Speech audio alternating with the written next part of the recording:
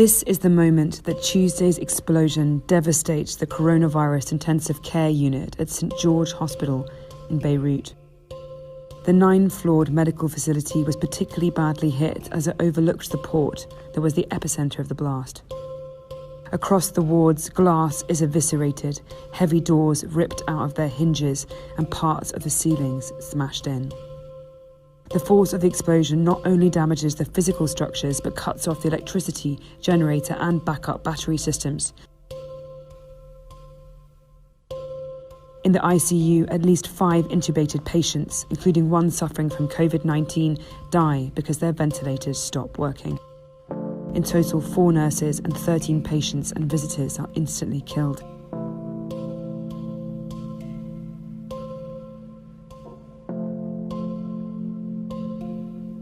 Another medic is captured on camera ferrying newborn babies to safety. 1 week on, the hospital is still trying to repair the damage that they estimate will cost millions of dollars.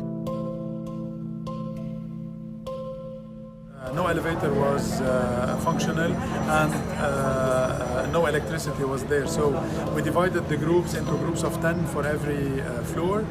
They were climbing stairs with the lights of their cell phones and triage was performed on every floor. We left the dead in place and we succeeded in evacuating on hands and with the sheets the patients that were still alive and who couldn't walk. This is just one of several hospitals gutted in the blast. In fact, the World Health Organization estimates that more than half of Beirut's healthcare facilities that they evaluated are non-functional. This piles yet more pressure on Lebanon's healthcare system, which was already in tatters from an unprecedented financial crisis and the pandemic. In fact, St. George used to be one of the main hospitals treating coronavirus patients and had a drive-through PCR testing facility that was impacted by the blast. Without it, and without other hospitals also devastated in the explosion, there is a very high risk Lebanon's coronavirus cases will soar. This is already happening in the capital. The International Rescue Committee estimates that Beirut's COVID cases have jumped by 1/3 in the week since the blast.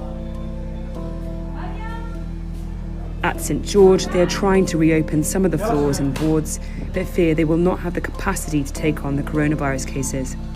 They worry that the immediate devastation from Tuesday's explosion is just the beginning of an even larger humanitarian crisis.